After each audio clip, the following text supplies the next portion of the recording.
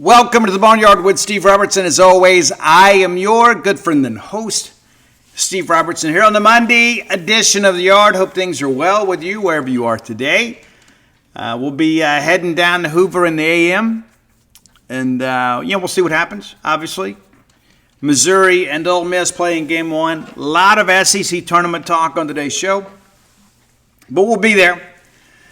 And we look forward to being there. For young Jacob Bain, this is his first trip to Hoover in the SEC Tournament.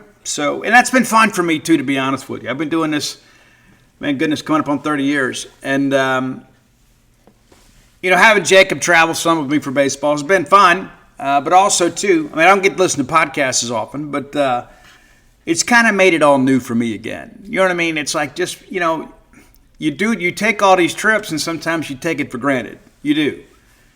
And to see kind of the wonder and glory in his eyes, and it's incredible. In the short year and a half, 2 years he's been with Gene's Page, he's already been on 10 of 16 SEC campuses.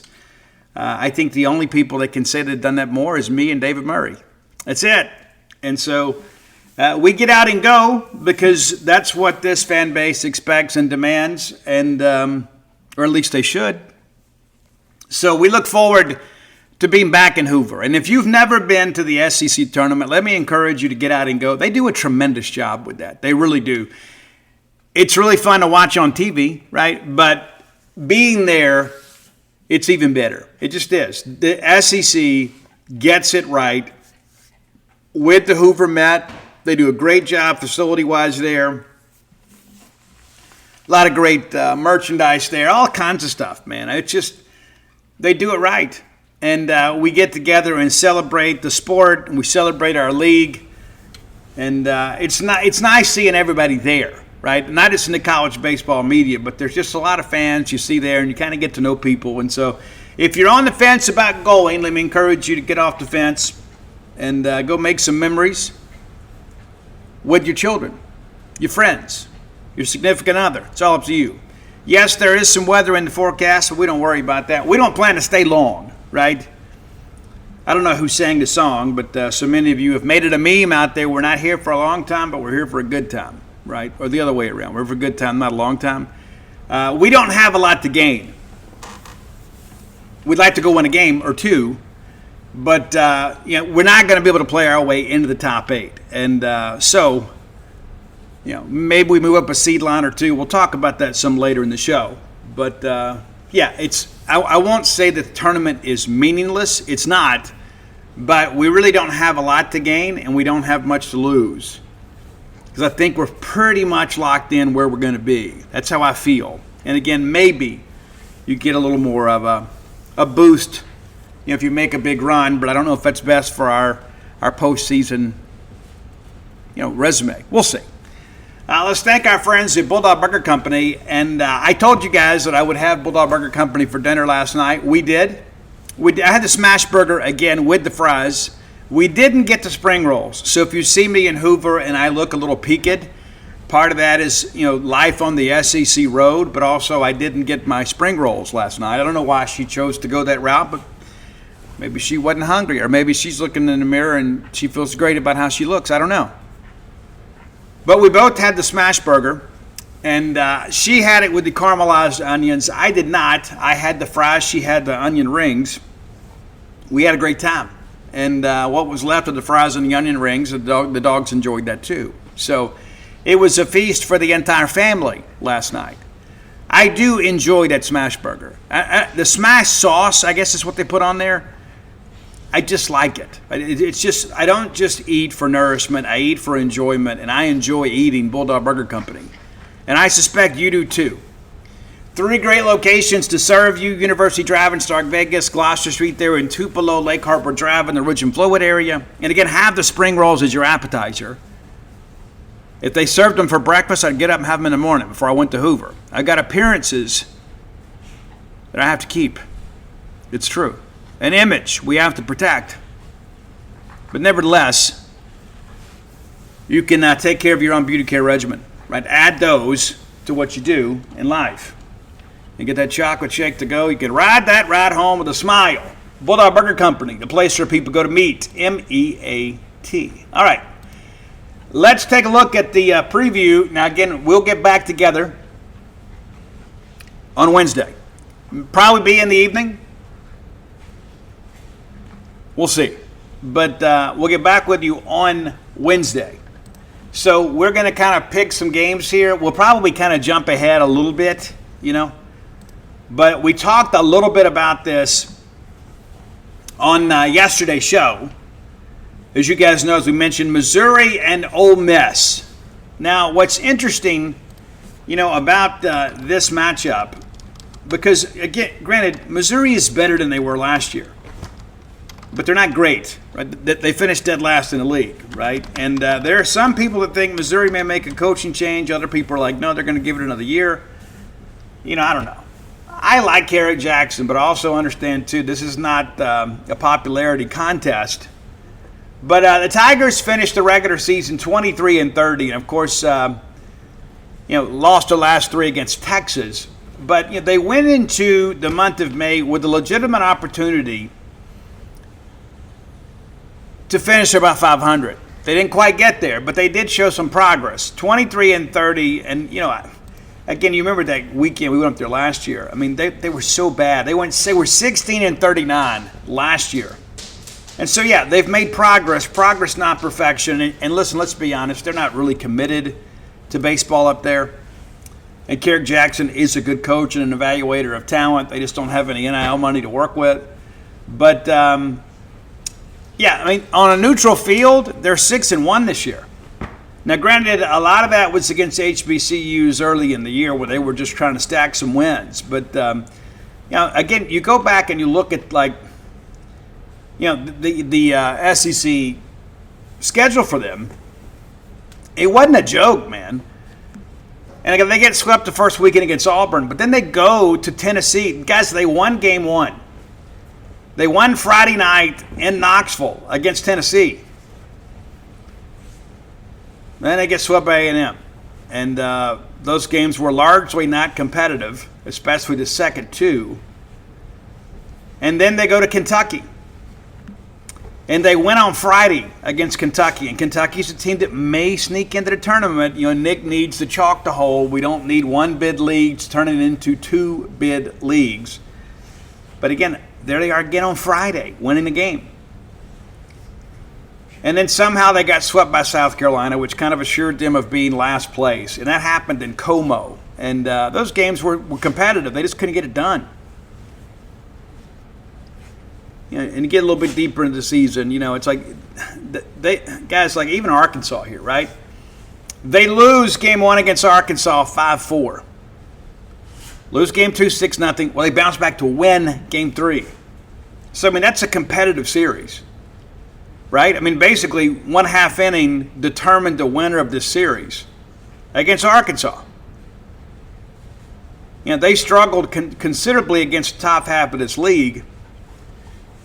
But towards the bottom end, like the weekend against Vanderbilt, that crazy game that was delayed by fog, they win 8-7. They lose in 11-8, and then they win to take the series. And then they finish up with Texas. And so, again, Ole Miss and Missouri haven't met in the regular season. But it's hitting the Missouri team of last year. And people say, Steve, are you telling me Missouri's got a chance to beat Ole Miss? Well, they absolutely do. Am I expecting it? No. Is it possible? Yes. And I don't just mean mathematically. It's possible. Not to mention, Ole Miss is going to throw Will Libbert, former Missouri Tiger. It makes a lot of sense to me. He knows them. But you know what else? They know him too. Don't be surprised if it's a competitive game. Don't be. But again, I expect Ole Miss to win. Now, Kentucky Vanderbilt. Now, this is an interesting one for me.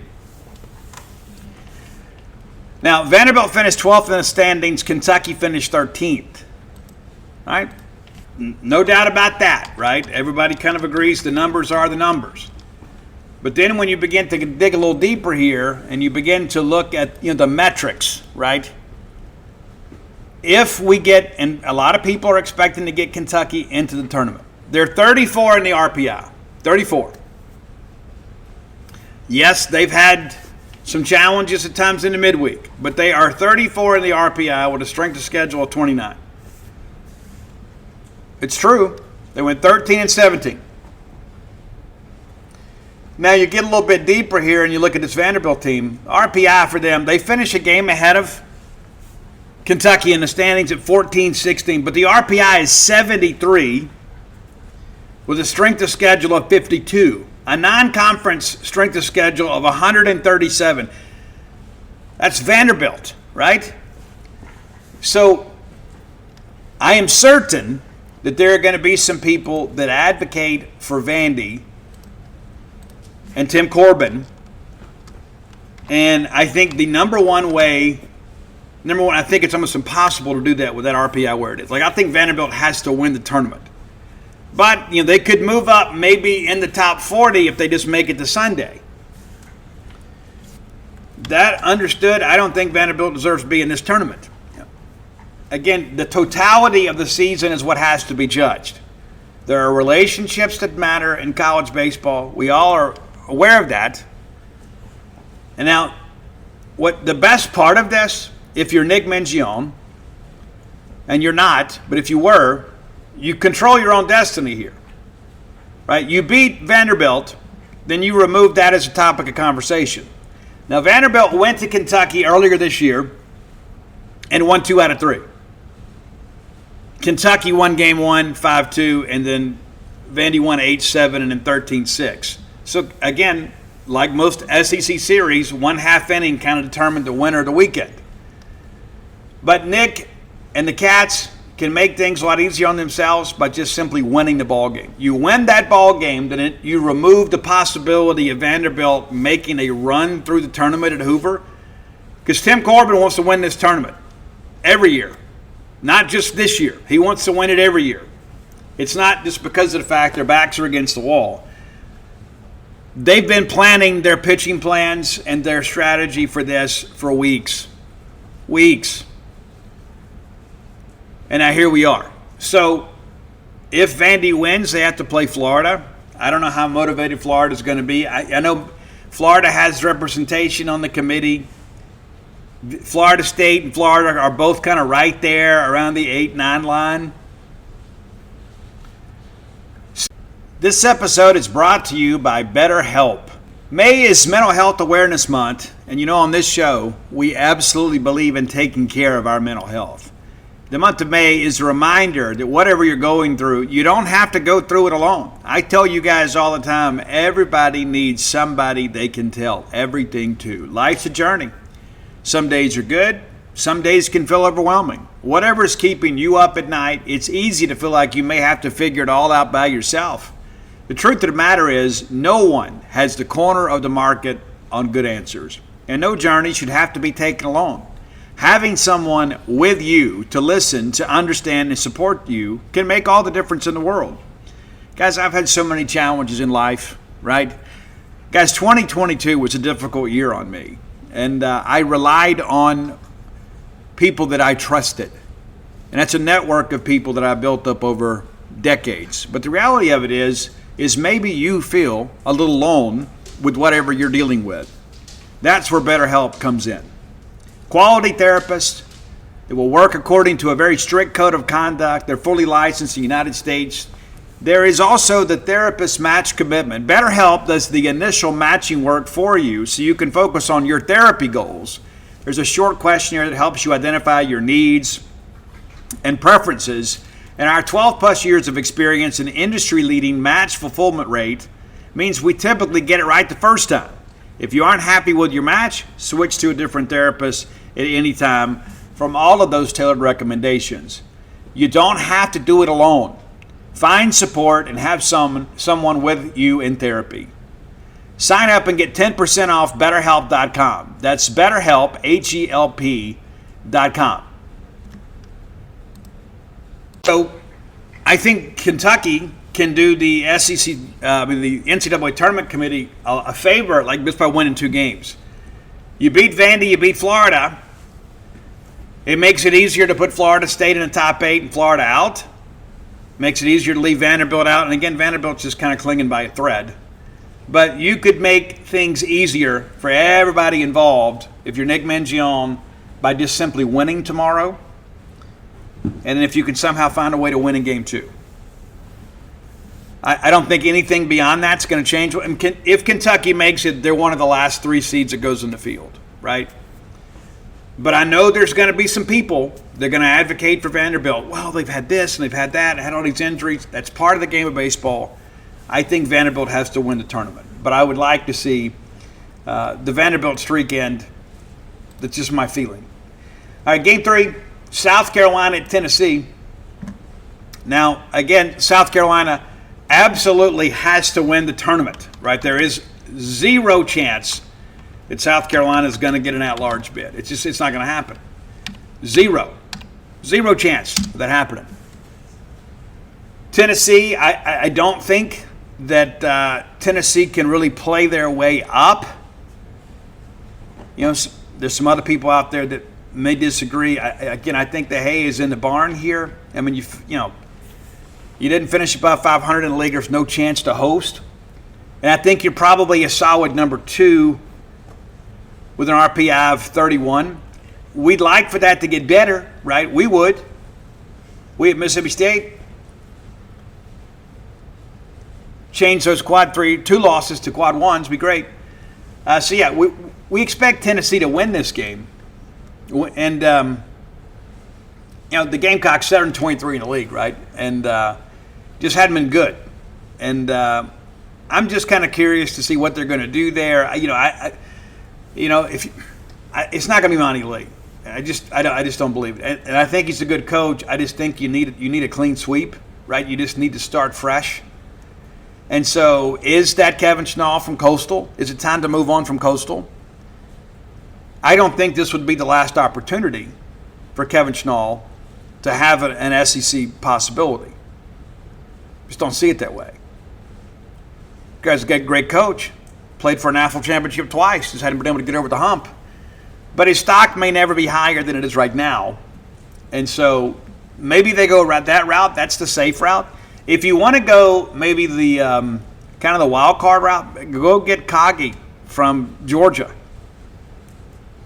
Because the thing that I know about Coach Coggin is that he would have a great portal class even without having to spend a lot of money because he knows how to evaluate players. And so I think they wouldn't challenge for much next year. I do think they would be a much better team, and they'd be a team that would be difficult to compete against. Probably don't finish in the top half of the league next year, but I can promise you that Coggin could make South Carolina a team that would wreck somebody's season. That just when you think you got it all figured out, they show up and take 2 out of 3 and just knock your pitchers all over the ballpark. But we need 10. We got 3 wins over South Carolina and 3 losses to Tennessee. If we could get Tennessee to win that game and eventually kind of keep creeping up the RPI a little bit and help us move those quad 2 losses to quad 1, I think that would be of some significance. LSU and Oklahoma. Guys, you know how much I respect LSU, and I love beating LSU. And early back in the summer, I had somebody that spoken to Jay Johnson that told me, Jay's a little concerned about this portal class, a little bit. A little concerned about the portal class. And eventually, when you're as reliant on the portal as they are, eventually you're going to get, a handful of turds. It's going to happen. It's going to happen. It did. It did. It was worse than anybody expected to be, though. They finished 14th in the league. You go from being the national champions to being 14th in the league. I thought LSU would take a little bit of a step back this year. Never thought it would be this. Never. And it's not like they did have some injuries, but it's not like that their entire pitching staff was just wrecked with injuries. They just didn't have some dudes. They got some younger guys they depended on that stepped up and assumed weekend roles, and a couple of those guys did good at times and other times not so much. They got to play Oklahoma. Now, the one thing that I'll tell you about Oklahoma, they can pitch it, okay? They may not always have frontline ace. You had Kyson Witherspoon last year, who was outstanding. How absolutely outstanding last year, and we beat them. Pico beat them in Norman. And so they didn't have a lot else with that, like real ultra-talented guys. But they were right there. And that's the product of good coaching that Skip Johnson gives, right? They're going to be well coached. They're going to get better as the season goes along. And that's one of those things I think you got to go back and look at. Now, Oklahoma won the best 2 out of 3 series in Baton Rouge. Now, game 1, Tigers got them 7-1. But then, Oklahoma wins 4-2, 4-3. That's kind of the Oklahoma Skip Johnson special, right? They know how to formulate a plan to kind of neutralize your offense. And they get just enough offense themselves to win games. Don't be surprised if Oklahoma makes a bit of a run in the tournament. I don't just mean the SEC tournament, but that if they win a regional somewhere, they're going to travel. But don't be surprised if they win a regional. I don't think they can get to Omaha. I do think they win a regional. And so that's how tomorrow's games kind of lay out. And so, again, kind of looking at this, we're going to pick Ole Miss. We'd love for Missouri to win because our 2 favorite teams are Mississippi State and whoever's playing Ole Miss, right? But I do expect Ole Miss to win. I just think Ole Miss is too much offensively. Kentucky and Vanderbilt, I know what this game means to both of these skippers. If it was deeper in the week, I may pick Vanderbilt. But I just feel like Nick Mangione is just such a Bolshevik, man. You know what I'm saying? Like Nick is just one of those guys that, like, if I only had to play one game against him, I'd be worried. I'd rather play a weekend against Nick. But when it's one game, backyard, bare-knuckle brawl, he scares me because he's going to pull out all the stops. You know, you're not going to have the benefit of Friday and Saturday to plan to win on Sunday. You just got to show up and then put up your dukes. And Nick's the kind of coach that wins those games. And so maybe it's my heart, but I'm going to go with Kentucky beating Vanderbilt. And from an RPI standpoint, that doesn't help us. I do think Kentucky can be an at-large. I think if Vanderbilt beats Kentucky and then loses to Florida, it might hurt us in the tournament as a league. So it's probably better for Kentucky to win this game. I do think Tennessee takes care of South Carolina. And again, I think if you're Mississippi State, you want Tennessee to win. And you'd love for Tennessee to go on a little bit of a run here and get that RPI in the quad 1. You'd love for that to happen. And what's interesting is they win this one, then they get Arkansas. It's always a wild game when those 2 teams get together. And this Arkansas offense is just very average. And in that big ballpark, I think it works against them. I could see Tennessee getting to Friday. You take care of South Carolina, you knock off Arkansas, and then you take on Texas on Friday. That could be interesting. LSU and Oklahoma, I got to go with the Sooners. I just think LSU has packed it up. I don't think Jay Johnson has any magic in the bag at this point. I think Jay is just absolutely ready to get into portal evaluations and start reconstructing the team for next year. I think they're ready for the season to be over. And I don't know that I would have ever said that about LSU baseball. I really thought early in the year when they had I still figured out. It's LSU, it's Jay Johnson, it's a great program, they will figure it out. Well, they didn't. And, of course, there's a lot of people that have this revisionist history. Well, you could see it coming. You know, in the midweek, when they started stacking up some losses, you started thinking, well, you know what, the pitching depth may not be what we're accustomed to from LSU. It's true. But now you look up and they're 14th in the league. It's crazy, man. It's absolutely crazy. And then, like, again, if I had told you beginning of the year that LSU would barely be in the top 70 in RPI, you'd never believed it. They're 29-27. So, at best, they're going to play, game, lose one, be 29-28. Finish the year with a winning record for what that's worth. They got a strength of schedule of 10 and a 9-21 record in the SEC. 4 quad 4 losses. They're 4-19 against the quad 1. Think about it, just that metric alone. That LSU is going to play 23 games against the quad 1 and win 4. It's craziness, man. It is. And I just don't know how motivated they are to go play a baseball game. And again, we didn't play Oklahoma. We got 3 wins over LSU. So the longer they run, the better it is. But there's a lot of pride in that uniform, and I'm sure there'll be some rallying around Derek Carrell and those guys, because those guys are loved. They're going to feel like, hey, we know we got to go win this tournament. And the thing about it is, and this is what's so crazy, is if LSU decided we're going to really go play hard here, I could see them winning a game or two. I might could even conceivably see them getting to Saturday. And what I mean by that is, you beat Oklahoma, then you got Auburn.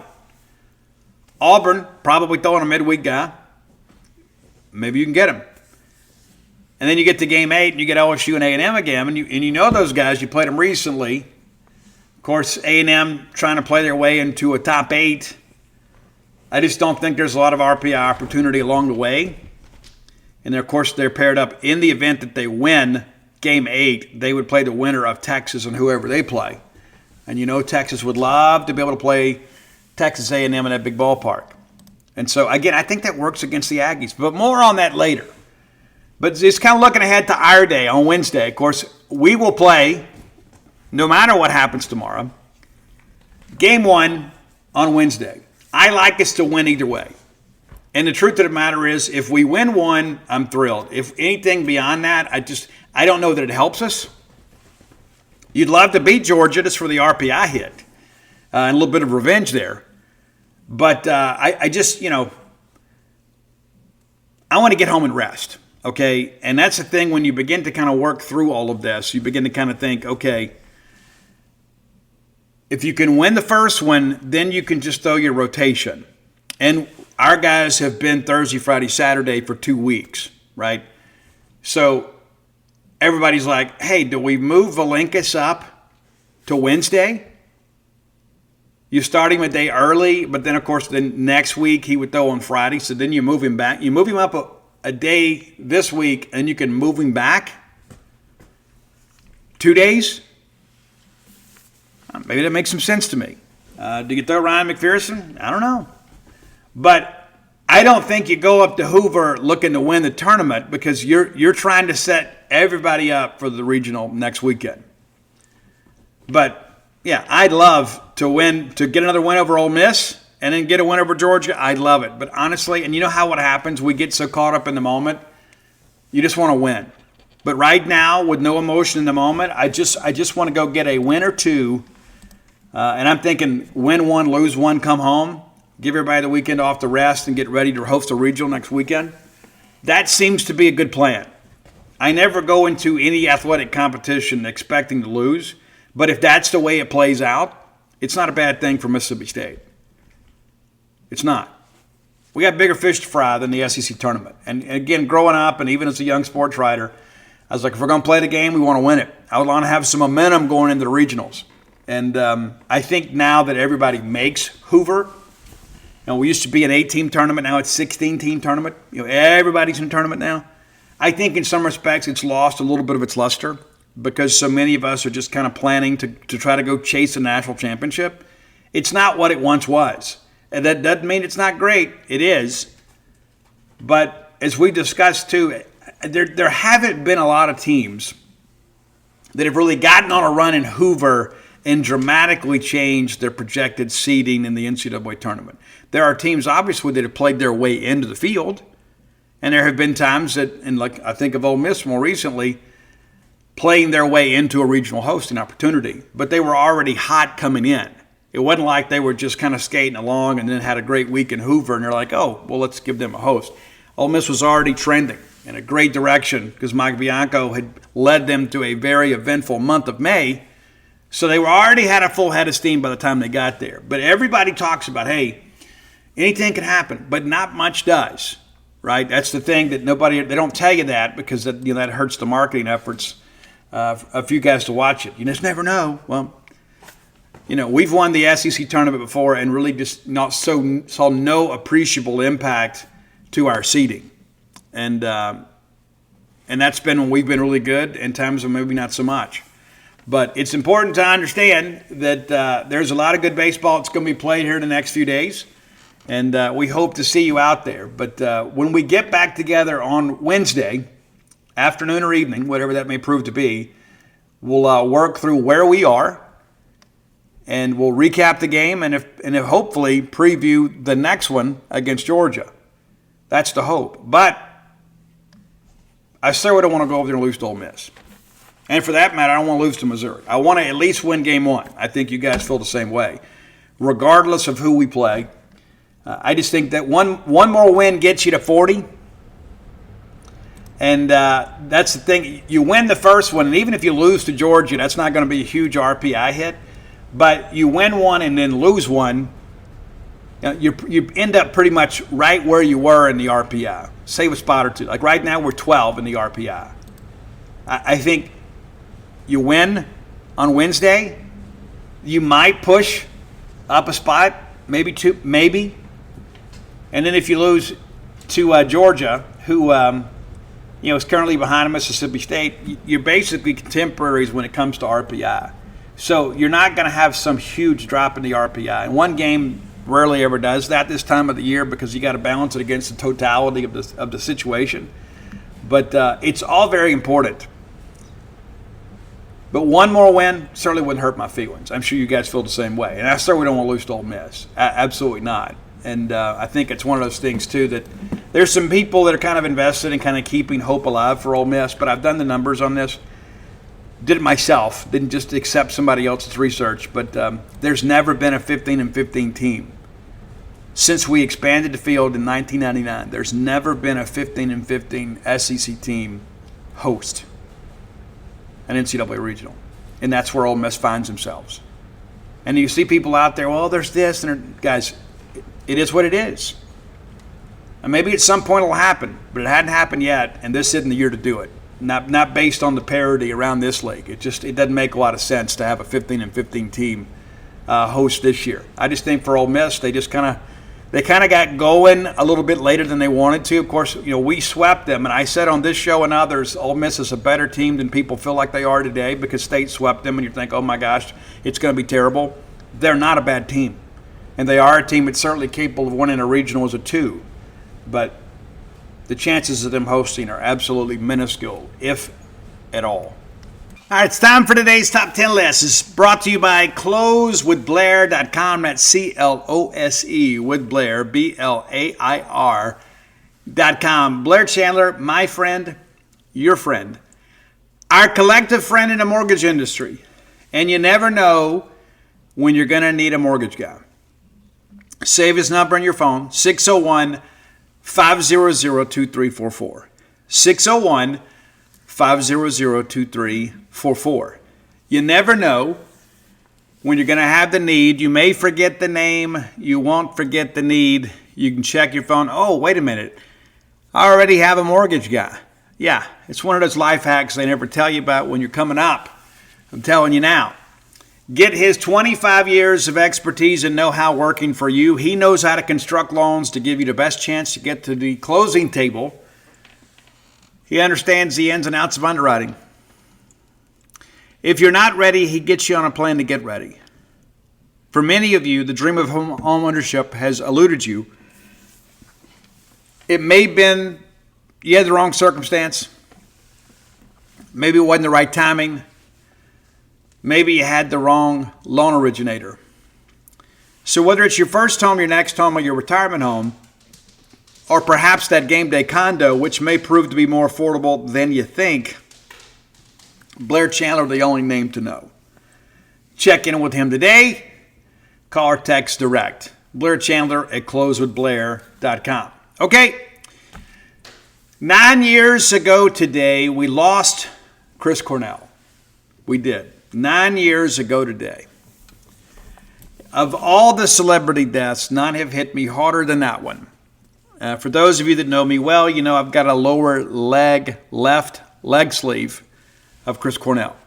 I do. Happy to show it to you when we're around, provided I'm wearing short pants. Not all of us look good in shorts. I do. So I thought to honor Chris's memory today, and we've done so many Soundgarden and Audio Slave and Chris Cornell solo joints. What could we do? Well, I thought let's go back to the beginning. Now, this segment is going to hurt the feelings of some grunge aficionados or self-proclaimed experts in grunge. I'm perfectly okay with that because, as I say many times, if I step on your toes, I hope it hurts. Okay, many of you, and I love you, even though you make my head hurt. Many of you have TikTok brain, and what I mean by that is everybody jumps on TikTok and they record these videos and they're not rooted in truth, and all of a sudden that becomes the accepted narrative about what really happened. That's just not true. So I thought let's go back to really the genesis of grunge. You know, we've talked about before the Malfunction album with Andrew Wood and his brother was recorded like in 1980. 80. You know, grunge didn't really hit until 91. So let's go back to the Sub Pop era of Soundgarden, even that predates the debut album Ultra Mega OK. They had 2 EPs, Screaming Life and then Fop. Screaming Life was first. Eventually, Sub Pop, which despite the narrative that many people had, they really were not necessarily people of great integrity. It's been romanticized, but they were a fledgling music label that really struggled. They were very small time. People act like, oh, Sub Pop they were very, very, very shoestring. Very.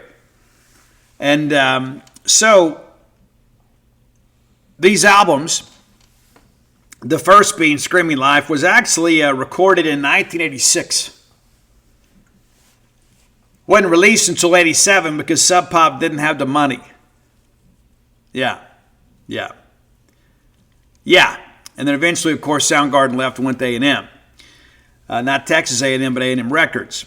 Now, some of these tracks were first recorded in 1984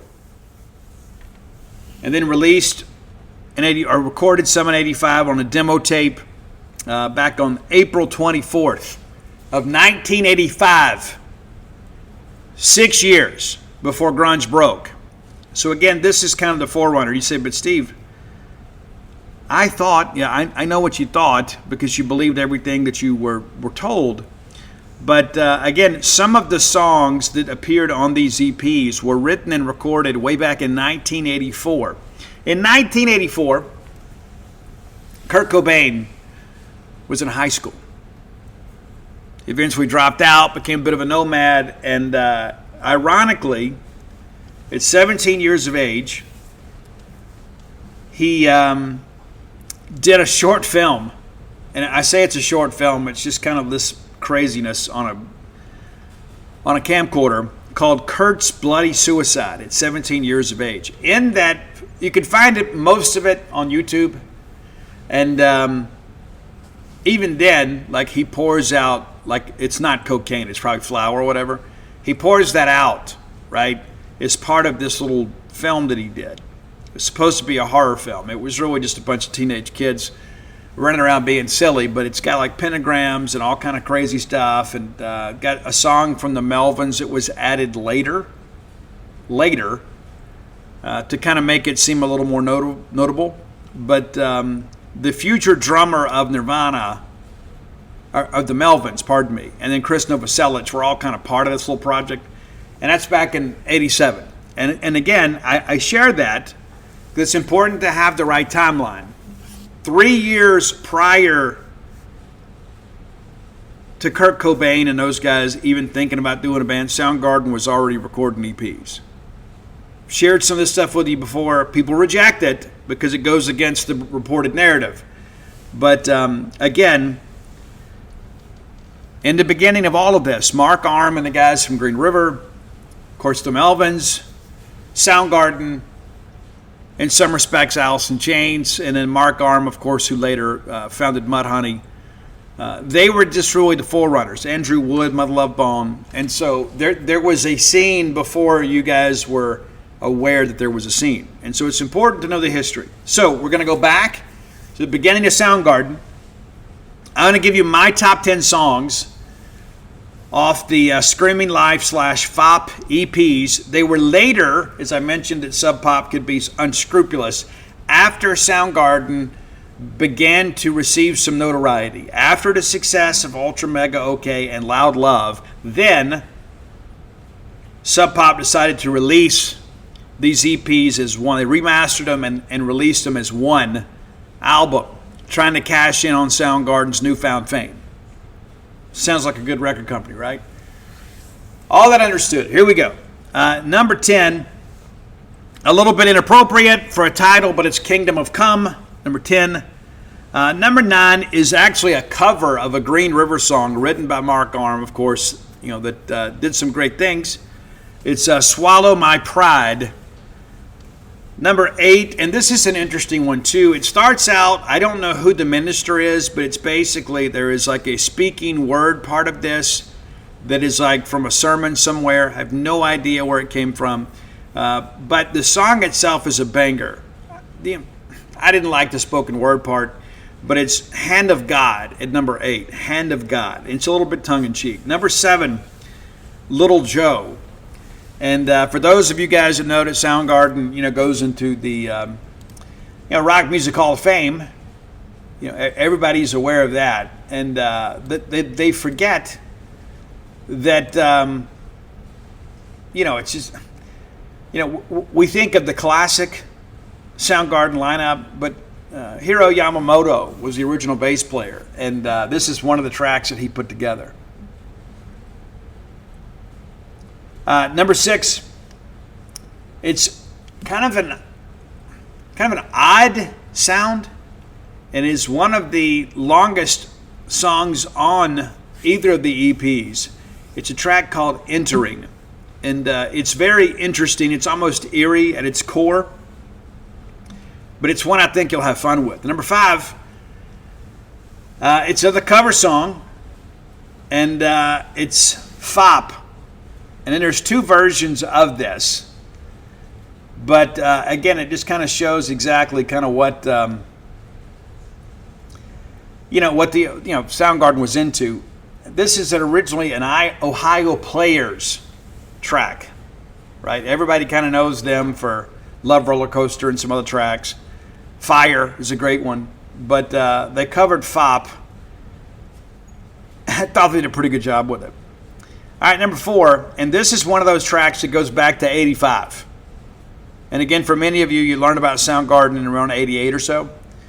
But this is back at 85, before things began to happen. It's Tears to Forget. And this is one of those tracks, too, I think from a lyrical standpoint, is one of the better tracks from the early days. It only goes about 2 minutes. It's written by Yamamoto and Kim Thale. But it's an interesting track. Now, number 3, this is a song that was later released. It did not make the initial pressing of either EP, but when Sub Pop, and it's kind of, honestly, it's kind of a, I don't know, maybe a self-serving single. Again, it didn't make the original pressing, but when they did the re-release back in 2013, they included it. It's Sub Pop Rock City, and it's a banger of a track. But it was clearly just like a joke among friends. And because it was a previously unreleased song, it kind of drove some Soundgarden fans to go buy this album. It's good marketing, I guess. All right, number 2. Really dig this one, man. It's Nothing to Say. And this is one of those tracks, too, that like when you begin to look at like the genesis of Soundgarden and kind of the classic track of Soundgarden, this is it. Like you can kind of see the early stages of what this is all going to be. It's pretty good. Number 1 for me though, and it was on the Screaming Life EP. It was the first ever single from Soundgarden. It was also re-released in 2010 on Telephantasm. Chris Cornell wrote the lyrics. Kim Thale wrote the song. And here's a quote about it. This song wasn't supposed to be as heavy sounding as it turned out. We just started jamming on the riff, and it took on the noise rock dimensions, kind of a rhythmic thing. And that solo is a noise solo. It's very dissonant.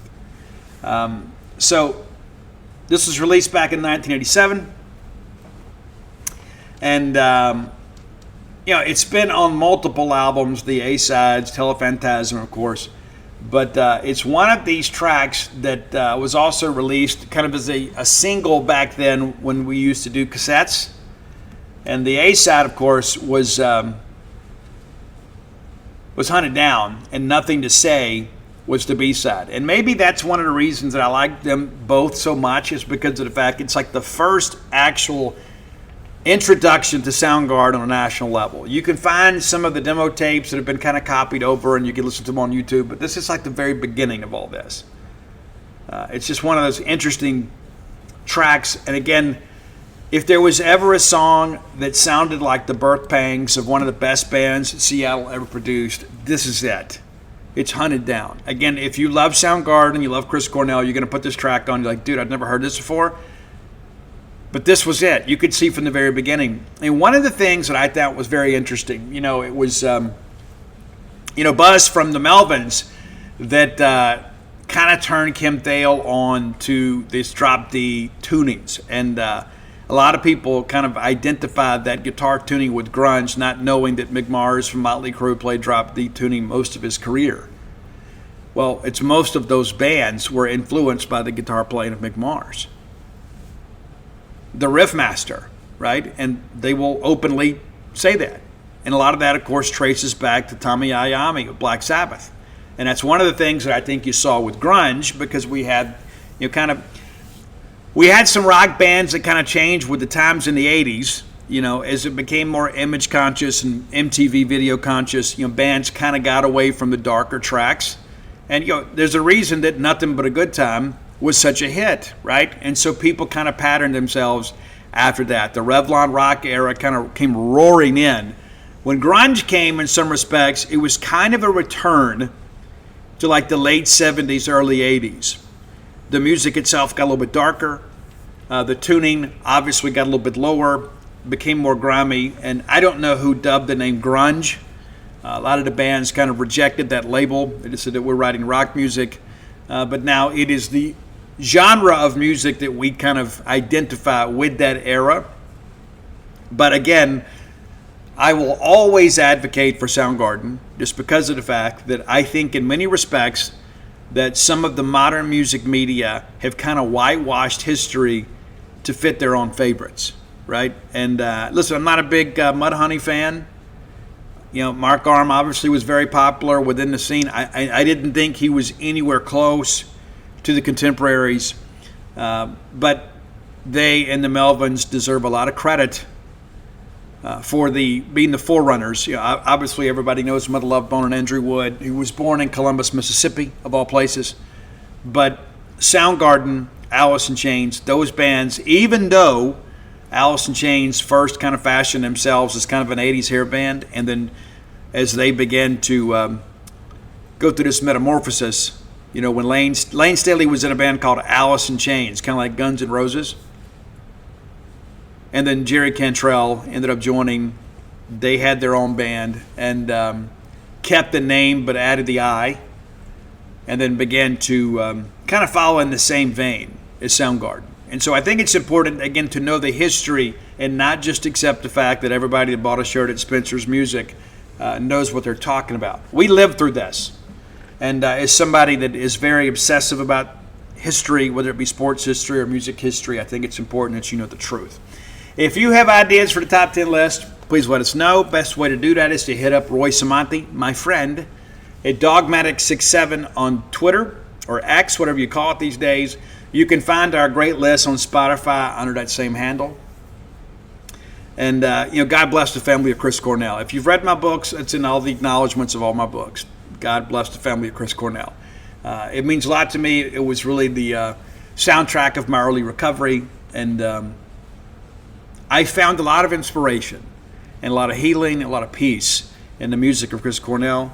And it pains me to know that we don't have any of it left. Of course, there's still a handful of tracks from Soundgarden that will eventually be released. And Tom Morello apparently has some old demos and stuff that eventually will be remastered and released. No clue when it's going to happen. And supposedly there's some more things that Chris recorded as a solo artist, just kind of some covers and things like that. They will eventually release those too. So we will get some new music, but it pains me that we're not going to have any brand new music from Chris Cornell.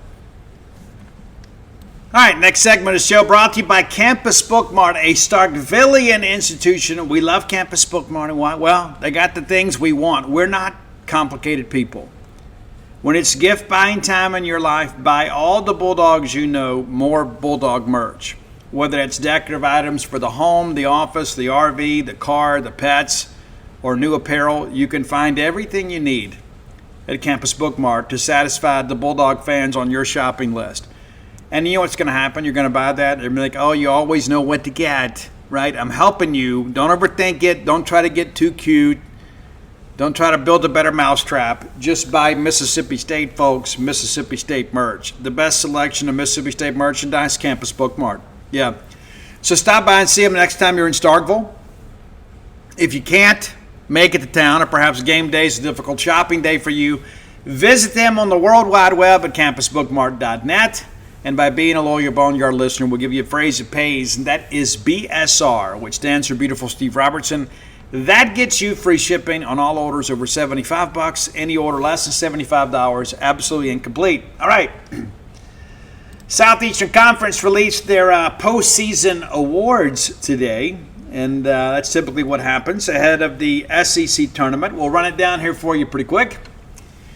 Player of the Year, Daniel Jackson, the catcher from Georgia. And for those of you that witnessed the prowess that he has of stealing strikes as a catcher and helping that pitching staff I think you would agree. Not just the offensive numbers, which they've been pretty good throughout his career. This year they've been elite. But I don't know that he's a catcher on the next level, but he is an exceptional catcher on the college level. And that Georgia team is going to go, pretty far, I would suspect. And if they get to Omaha, Daniel Jackson will be a big reason why. SEC Pitcher of the Year is Aiden King from Florida. Outstanding effort this year. I think everybody kind of saw it for what it was. Even though Florida at times kind of flew under the radar a little bit, which is weird to think about, right? It's true. It's weird to think about a team with the high profile of the Gators, but also too, Kevin O'Sullivan, a guy that has huge reputation in this league, no matter what you think, right? It's incredible to think about that aspect of it, that Florida could just kind of quietly go about their business. Aiden King went 8-2 this year with a 2.50 ERA, had 14 starts, and threw a 79.1 staff-leading number of innings. Struck out 84, walked just 16. My pick, had I picked for this, if I voted, it would have been Dylan Volantis from Texas. I would not have picked Aiden King, and though I do think he is an outstanding pitcher. So, just kind of throwing that out there. But, hey, it is what it is. Getting a little deeper here, if I can find it. A lot of tabs open. Freshman of the Year, Anthony Pack Jr. I have no complaint with this. I thought he was outstanding when we played Texas. There is some clutch gene in his DNA. Not only is he an elite defender, he is a guy that can hit for some power, but also good speed on the bases. Going to be a problem for the next couple years. Newcomer of the Year, Aiden Robbins from Texas. This is one of those things, too, that means a little bit more now with the portal. There are more newcomers every year. Aiden Robbins had an outstanding year at Texas. Scholar Athlete of the Year is Gavin Grahovic from Texas A&M. I don't know his academic prowess, but I know that he can swing it. And the Coach of the Year, really no surprise here, Wes Johnson from Georgia.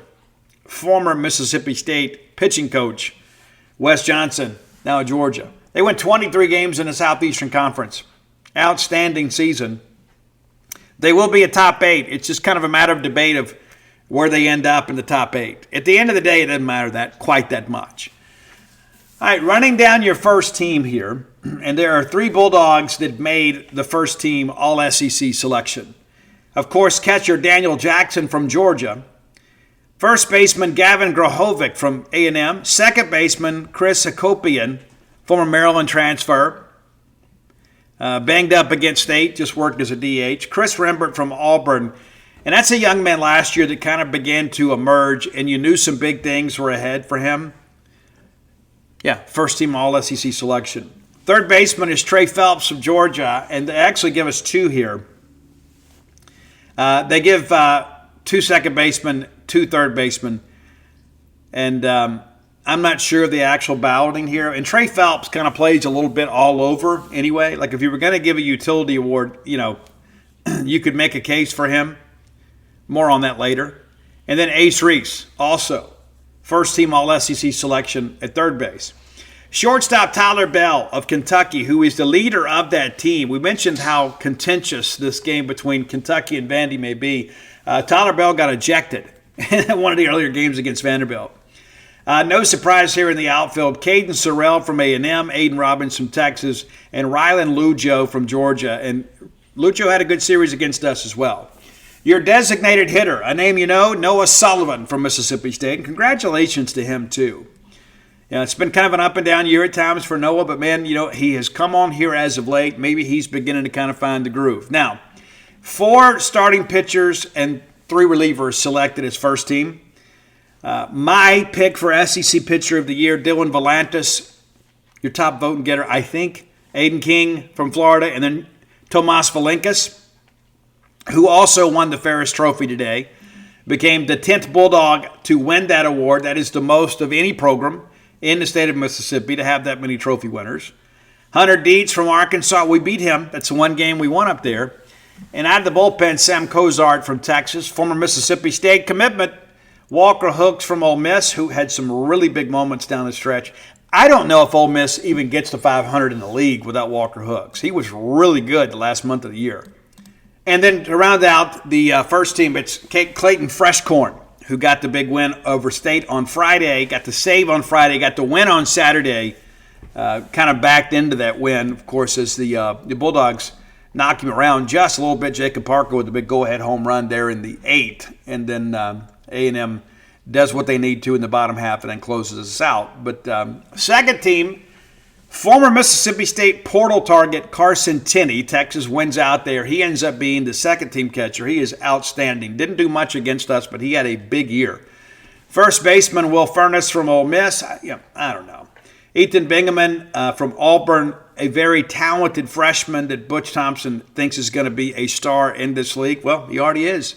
Mike Mancini, another former Mississippi State portal target from 2 years ago, second team designation as the second baseman. Jed Udemark, the Ole Miss home run king, makes the second team as the third baseman.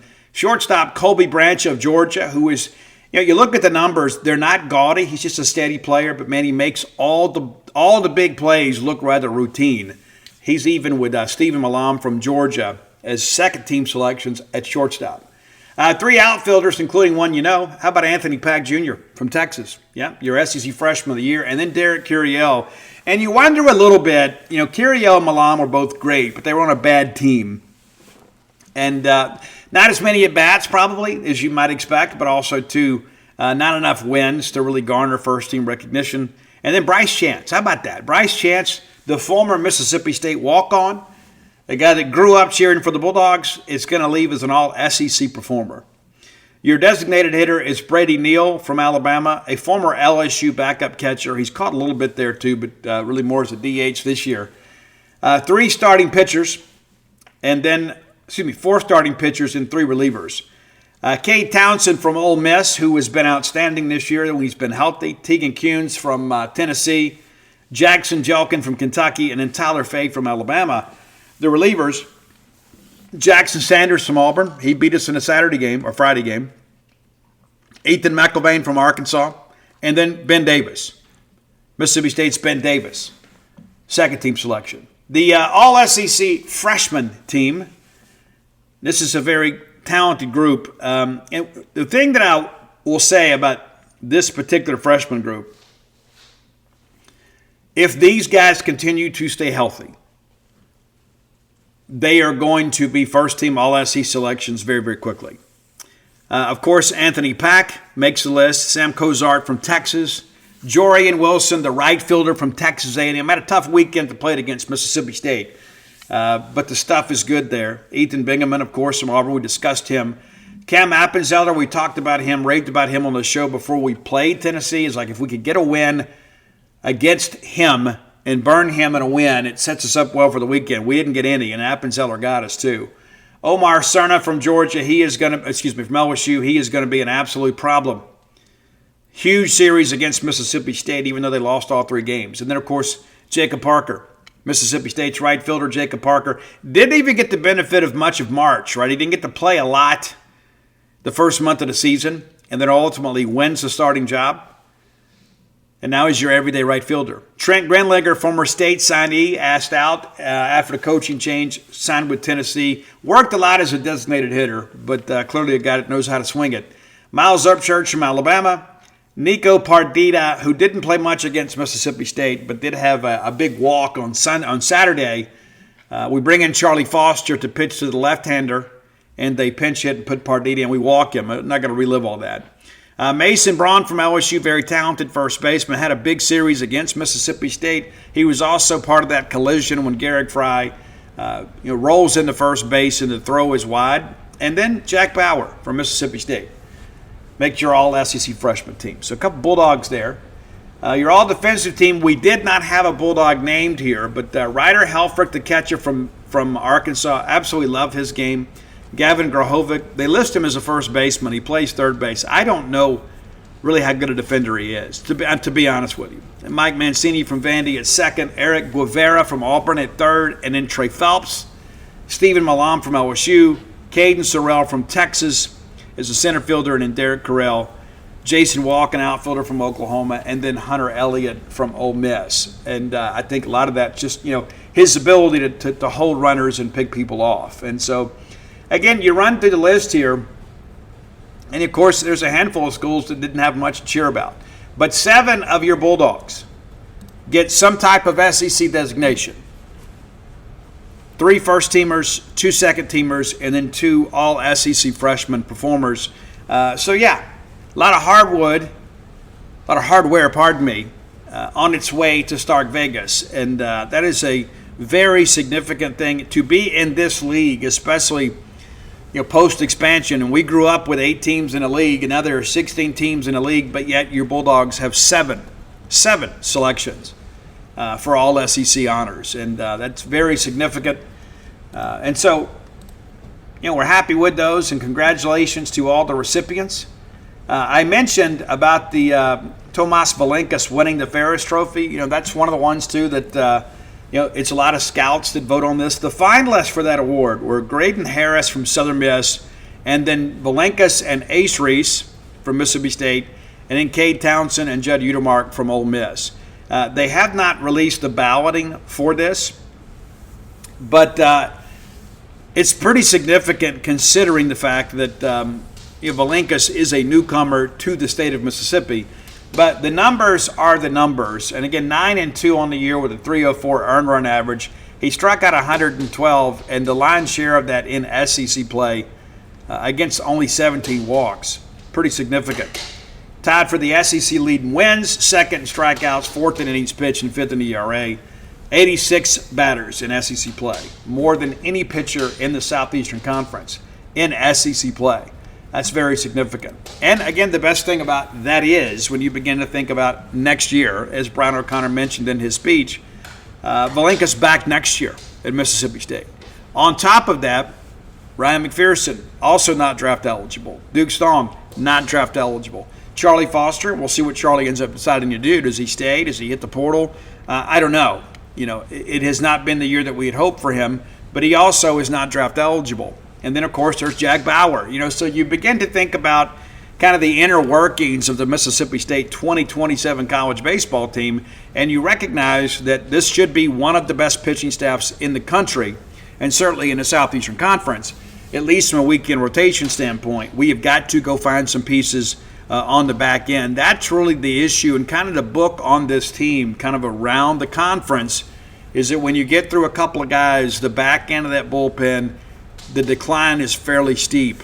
And that's why we're going to need to make sure in the regional that we get as much as we can out of those starters to save some bullpen arms. And for those of you that know the game well, you understand sometimes it's more difficult to win a regional than it is to win a super regional. Yes, the quality of competition in the super regional is a little more robust, but you could be in a situation where you get into the loser's bracket in a regional and it absolutely exhausts your pitching staff. A super is 3 games, right? Maximum, right? But if you think about the fact, if you win the first one and then lose the second one, then those people can rest, right? But then you have to win your way back. You can go from a situation where you need to win 1, where you've got to win 3. And when you start thinking about the prospects of this team and the fact that we have really struggled in the month of May with Game 3 pitching, you can see how it could be a dicey proposition. That's why it's so important for State to win the first 2 games of a regional, and we have no clue who we're going to play.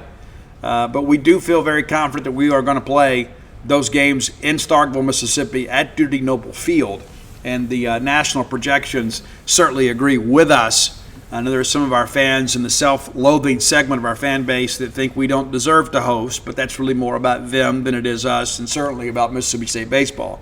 And more about all of that as we get into our final segment of the show.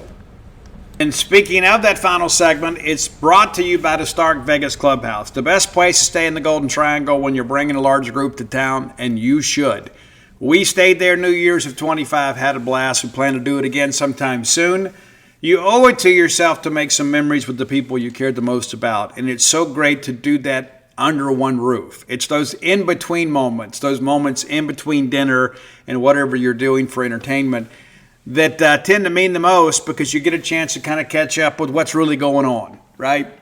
The reality of it is that there's not a lot of places that can accommodate large groups in the greater Starkville area. So whether it's a work group, a friend group, a family group, look no further than the Stark Vegas Clubhouse. Now, Google the Stark Vegas Clubhouse. When you do, their Facebook page will emerge for you. You can peruse all the amenities available to you and your guests: the full-service kitchen, the wet bar, the back porch area, which is fabulous, the fire pit area, plenty of parking. It's an underrated amenity when you consider the possibilities here. It's the old renovated Country Club Clubhouse just 5 minutes away from the Mississippi State campus, out past the Highlands on 182, so conveniently located, but centered out there in peace and quiet, right?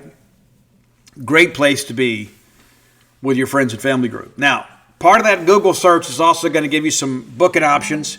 You can go Airbnb, go VRBO, whatever you want to do. But you can book through the Evolve website and use promo code BSR10. That's BSR10, the number 10, to get you 10% off your stay. Be sure and check it out. Make some memories with the people you love the most at the Stark Vegas Clubhouse. All right, to kind of get you caught up too on some men's basketball stuff. The Bulldogs picked up some recent transfers, and it's interesting, kind of a change philosophically for Coach Chris Jans. We have recently added, of course, Indy Okafor from Washington State. That's a player Ole Miss thought they had, and State ends up getting them. And then forward Trevor Reed. Of course, we'll have a brother on the team. And then forward Ashton McGee, a native of South Jones, product of South Jones, native of just outside of Ellisville, was originally committed to Kansas State, wound up at Southern University, and now will head to Stark Vegas to continue his playing career. And so there's a lot of people like, hey, Steve, I don't get it. The reality of it is that it appears what Chris Jans is doing this go around is getting guys that maybe have a higher floor than some of the guys that he's had. We went out and kind of tried to get some proven competitors, but this time around we're getting kind of a mix of those guys, but also too, some guys that have multiple years to play. And this is a guy, obviously, that has connections to the great state of Mississippi. A 6'7", 205-pound freshman that, again, played there for the Jags, appeared in 31 games, averaged about 11 minutes a game, shot about 44%, but about 3 points a game. So you look at that, it doesn't really move the needle that much, but hey, you get a guy in that fits your culture, that has the size and strength to compete. He certainly has the length. So we'll see how things kind of progress. But by and large, it appears the portal season is over on the men's side. And if memory serves me correct, that accounts for every roster spot. And again, running it down for you, that's Kendall Sanders, the forward from Utah, R.J. Johnson, guard from Kennesaw State, T.J. Simpkins from Seton Hall, guard also as well, forward Thomas Basong from Florida State, and then Okafor, Reed, and McGee. So with what you have coming back, it'll be interesting to see how this staff can kind of meld this group into a competitive roster. I've seen some skepticism out there in social media based on some of the portal additions, but until we get them here, we don't know, because this time last year we were thrilled with that portal class, thrilled, and thought, hey, this is the most talented team on paper that we've had of the Chris Jans era, and it turns out to be the least successful team that we had on the court of the Chris Jans era. You know what you got in Josh Hubbard, and you just need some pieces to work around him, but we're going to need some additional scorers, and we'll see what happens with Epps. There's some discussion about all of that stuff too. So let's kind of look ahead here. I'll give you my top 16. Of course, I'll give you a little bit of kind of what we're seeing out there projection-wise. I guess maybe we'll do that first. Let's do that first, and then I'll share my thoughts on that aspect of it. Let's start with Baseball America, just because of the fact that they've been doing this a while, but I think the more credible opinions are over at D1 Baseball. But we will start here. So D1 Baseball America has their top 8 is UCLA, Georgia Tech, Georgia, Texas, North Carolina, Auburn, Alabama, Texas A&M. There are a couple disagreements I have with that, but just kind of working through that. Your Bulldogs, they have us as the number 13 overall seed paired up against Texas. I think we might like another shot at Texas, honestly, but I don't think that's how it's going to work out. But they project that Mississippi State will host with Wake Forest as the 2. And as we have discussed before, Wake Forest is a team that RPI has been somewhat kind to. They're 18 in the RPI, but 6-14 against Quad 1.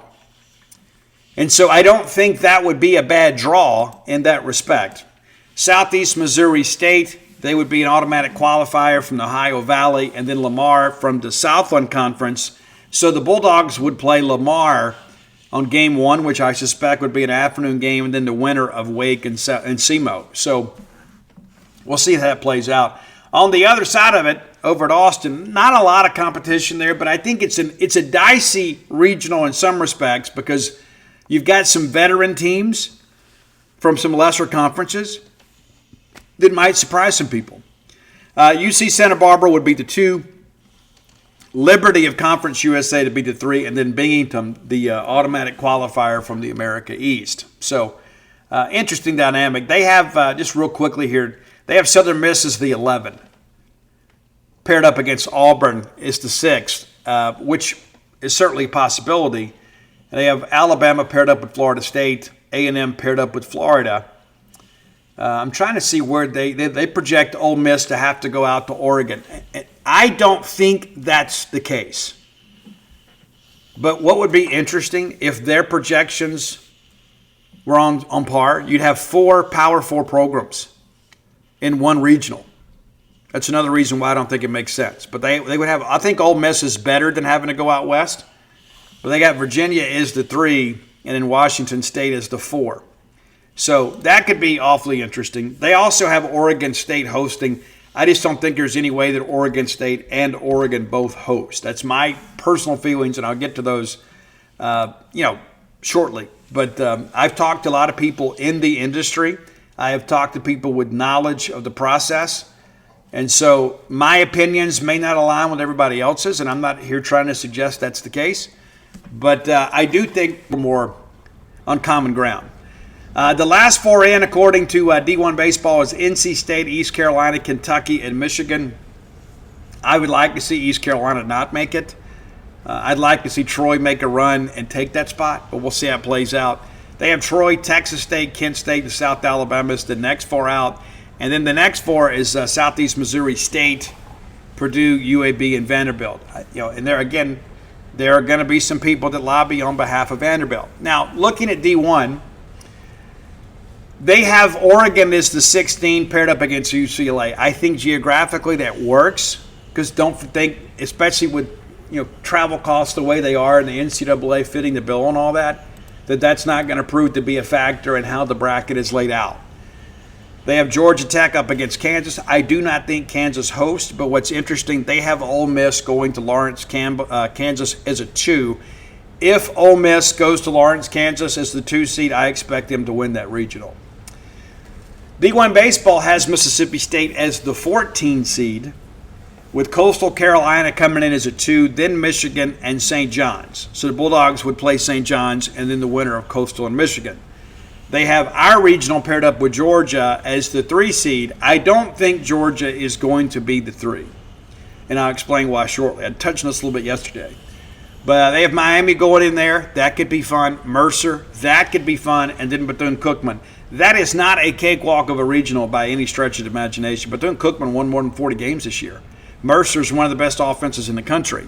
And then Miami, of course, is Miami. Looking a little deeper here, they have Arkansas headed to Nebraska. They have Nebraska hosting as the 13 seed paired up against North Carolina. Texas would have what I think is a decent regional. I think they may have the strongest number 3 in Missouri State, one of the top offenses in the country. They have Texas, Boston College, Missouri State, Oral Roberts. They pair them up with West Virginia, which they have USC going there. I think USC ultimately hosts. They have Florida State as the 11 paired up against Alabama. That seems to be, relatively possible. But as I've said before, I just don't think that Florida State is going to be that far out of it when they've got representation on the committee. Just my feeling. They do have Texas A&M as the 8 seed, paired up against Southern Miss as a 9 seed. And what's interesting, too, this A&M regional is far from a joke. They would have UC Santa Barbara, UTSA that upset Texas last year in a regional, and then Lamar, and then Southern Miss hosting Tennessee again. I just don't think the committee does that again. Tennessee and Southern Miss played in back-to-back regionals against each other, at least a super and then a regional. And you got TCU and Illinois, Chicago. That could be a wild one. But in our regional, again, I think Coastal, obviously a team that played for a national championship last year. They've had a lot of injuries. Fluky's just kind of rounding back into form. That could be a little bit interesting. I don't think Michigan is a team that you have to truly worry about. But my feelings, and again, these are my opinions based on my own research, and also my feelings about what I think the committee may do. Now, I may feel differently Friday after the traffic begins to clear. I may see things a little bit different. But I'll give you, again, kind of my thinking on that. I gave you a little bit of a preview yesterday, but I want to give you my real detailed analysis here in the final moments we have together. Like everybody else, I got UCLA and Georgia Tech 1-2. I think Texas is number 3. That's my feeling today. I think Texas is number 3. I think they are one of, if not one of the most complete teams in all of college baseball. I think Texas is capable of winning this thing. I initially had Auburn as the 4 and Bama as the 5, but I eventually flipped them. I changed my mind about that, and because there's 2 reasons why. Order of finish. Alabama finished a game ahead of Auburn, and they swept Auburn. If you have 2 teams that are similarly situated, you have to check some boxes, and head-to-head is one of them. When possible, you look head-to-head. To me, that validates Alabama to go ahead of Auburn. Then I've got UNC, and then I've got Florida State as a 7, and I think I'm the only person out there right now that's forecasting them in. Many people are saying A&M. I just don't know that we get that many. top 8s. That's just my feeling. I mean, we're getting Texas, Auburn, Alabama, and Georgia, right? That's 4 of the 8. Are they really going to give us 5? I just don't think so. I don't think that's going to be the case. And I think the fact that they have to move Georgia in, even though Georgia is not a top 10 RPI, I think A&M is the team that struggles there. I think they're the team that gets pushed out. That makes the most sense to me because, again, they're not going to give us 5 because when you've got UCLA and Georgia Tech as a consensus 1-2, right, that only leaves room for 6 spots. Are you really think they're going to give us 5 out of 6? I just don't think so. You're not going to screw North Carolina, right? And then, of course, there's Florida State, the top 10 RPI, and their AD on the committee. But I have Florida State at 7, Georgia at 8. Now, again, a lot of people have Georgia at 3. I referenced back, and I mentioned this yesterday. Last year, Texas won the Southeastern Conference, but that Vanderbilt was a top overall seed, which made no sense to me. None whatsoever. So, but there is precedent within this committee, because it's largely the same committee that you had last year, that they are willing to kind of think outside the box a bit. And I think you have to punish Georgia a little bit for that non-conference RPI. Now, maybe they don't push them as far as I do at 8. Maybe they put them at 6 and you move everybody else down. And, of course, Florida State and Florida are both kind of in contention for that last spot. And some people think A&M should be there. I just disagree. I would absolutely take Florida and Florida State ahead of Texas A&M. I have number 9 at Florida. I think Florida had a little bit too much up and down. I think they're the first one to host and not be a super. And I think you pair them up with Georgia. Either way, whether you pair them up with Florida State or you pair them up with Georgia or Alabama, it's going to be difficult. And I'm sure Florida wouldn't want to have to go to Alabama after being swept by Alabama. And again, Florida has representation on the committee. It's true. Nebraska, I think, comes in as the 10. Now, you'd say, well, wouldn't you put A&M here? You could, and I'd be okay with that too. But I think Nebraska, again, there's all these grow the game advocates. There's all these people west of the Mississippi that are always saying they don't. 2 years ago, I won't tell you who, but an AD from west of the Mississippi said that we should have 8 hosting sites west of the Mississippi and 8 east, basing it all on geography and not on merit. Well, that's not what happened, thank God. But I think Nebraska will host, they should host, and I think they're right there. And then I've got A&M. And then you could have Mississippi State and Southern Miss. Just kind of, you could flip the Alabama schools, you could flip the Mississippi schools. I think one of us, again, as I said yesterday, I think us being 12 going to play Alabama makes good sense. It makes good sense to me. We didn't play them in the regular season. Southern Miss didn't play Auburn in the regular season, and I think that would be a lot of fun. Again, looking at this thing right now, State is 12 in the RPI. Southern Miss is 13. Southern Miss is not going to have an opportunity to have any RPI climbing opportunities when it's all said and done. The only team that they could potentially play in their conference tournament that gives them a decent win is Coastal, who is 6-6 against a quad 1, right? Behind them, I've got Oregon, West Virginia, and USC. Now, I spoke to one of our friends at D1 Baseball, and they said, hey, we're just kind of taking a stand on this USC thing. And they got 1 win against a quad 1. Yes, they have a top 10 RPI, but we're going to take a stand here. Now, D1 Baseball doesn't see the tournament, right? But I respect the fact that they're willing to say, you know what, we're not going to pretend this didn't happen. We're not going to pretend that USC, just kind of played a horse hockey non-conference schedule. Now, you can't pick your conference schedule. You can pick your non-conference schedule. And that's one of those things that I think as we work through this thing, I think you have to really be honest about that. And again, Oregon State is 17 in the RPI. They can do nothing to improve their situation because they don't have a conference tournament to play in. But if you look just ahead of them, like if you just go strictly by RPI, right? They're 17 in the RPI. Ole Miss is 15-15. There has never been a 15-15 SEC team host. Not since we changed the schedule back in 99. It's never happened. So you remove them. Then you remove USC. Well, then all of a sudden Oregon State would have a top 16 RPI. That's interesting to see, right? However, they're 2-3 against the quad one. There is no way that you can give a hosting opportunity to a team that played 5 games against a quad one. Now, granted, they don't have, a conference to work within to prop up their RPI. So they have to play a lot of games on the road. But how many years are we just going to be okay with that? And again, I want to just run this down, this whole thing about USC, because the RPI is great. The strength of schedule is 32 overall, non-conference is 100. RPI of 8, right? 1-10 against a quad one. They don't have any quad 4 losses, but guys, they play 39 games against the quad 3 and the quad 4. That is brutal, man. That is brutal. 11 against a quad 1, you win 1, and then you're 5-1 against a quad 2.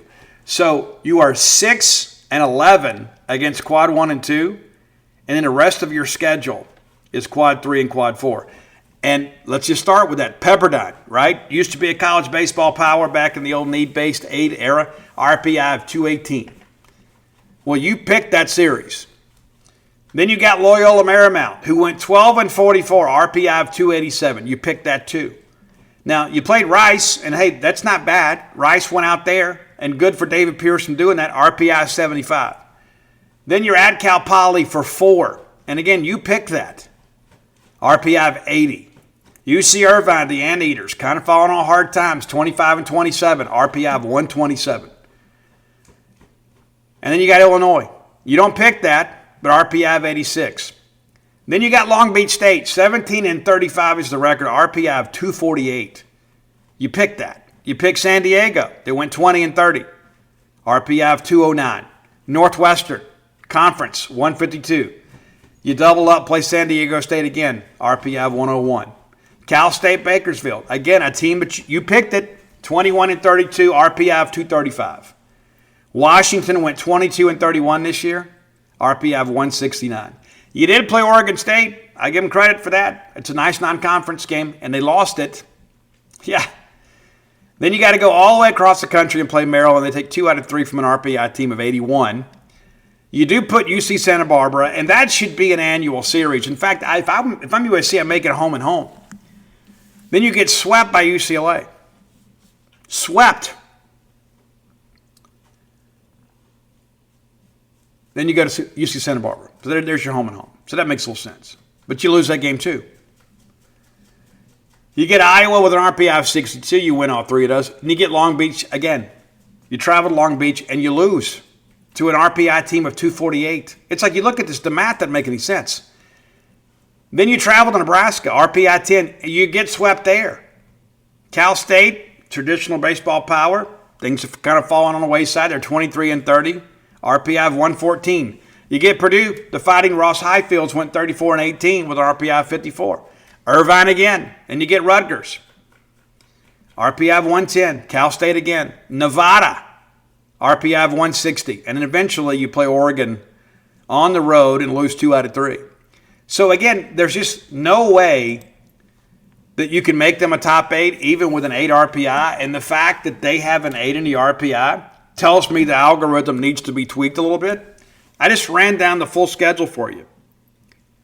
That's it. And none of it makes any sense. They went 20-10 in the Big Ten, which is not a great baseball conference. And against the better teams in that conference, they got beat. That's the thing. You got to punish them, right? You got a non-conference RPI of 100. There's no way that you can give those guys, a top 8. And you'd say, well, see, there's some other teams out there like Georgia Tech. It's got 174. Yeah, Georgia Tech went 45-9 and won the ACC, which is the second best baseball conference in America. It's crazy. It truly is. And so, but again, as far as we go, to kind of get our talking points out there, Again, you win a game in Hoover, you've won 40. No matter how it shakes loose, you don't have a bad loss. You're 26-0 against the quad 3 and the quad 4. And then you're 13-16 against quad 1 and 2. So yeah, we'd like a couple more wins there. But the reality of it is this is a team with the 7 SOS and 12 in the RPI.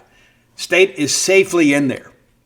If you lose to Ole Miss, who's RPI 15, you might drop a spot or two. But that's it. You beat Missouri, you may move up a spot, and then you lose to Georgia. And you might even stay where you are. So all the metrics favor Mississippi State. And I get it. You know, you're going to get 7 host spots, and Arkansas is not going to be one of them, even though Arkansas beat us head-to-head. Arkansas's RPI is 25. It's just too much to overcome. They got those 3 early quad 4 losses, and that's kind of hung on them like an anchor. So that's where we sit today. When we get back together on Wednesday, we'll talk about what happened Tuesday and obviously Wednesday morning out in Hoover, and we'll just kind of plot the rest of the week based off that. But like all of you, if we're going to play the game, I want to go win it.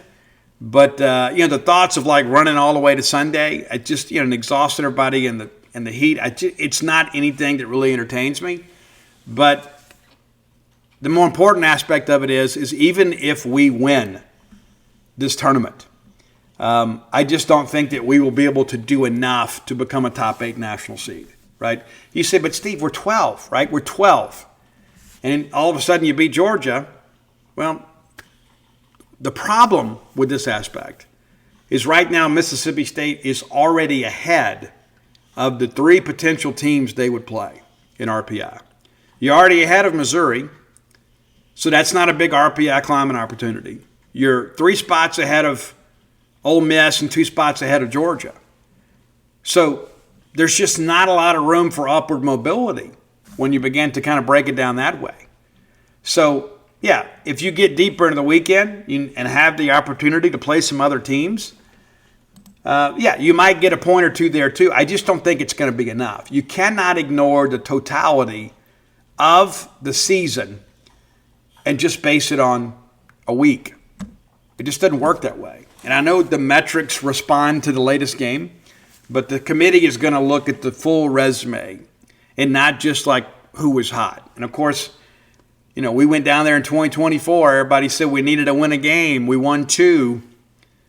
Yeah, we won 2 games and then ultimately lost 2 more. And then our RPI just drifted out of the teens to like around 20. And so it's like every time somebody said, oh, just one more. The reality of it is we could not overcome those 4 quad 4 losses. We don't have them this year, but it wouldn't hurt my feelings if we found a way to go win one and then figure it out from there. Well, best of luck to you guys. Let's have a great week. But until next time, let's all live our lives in a way we make more friends than enemies and people can see a difference in the way we live.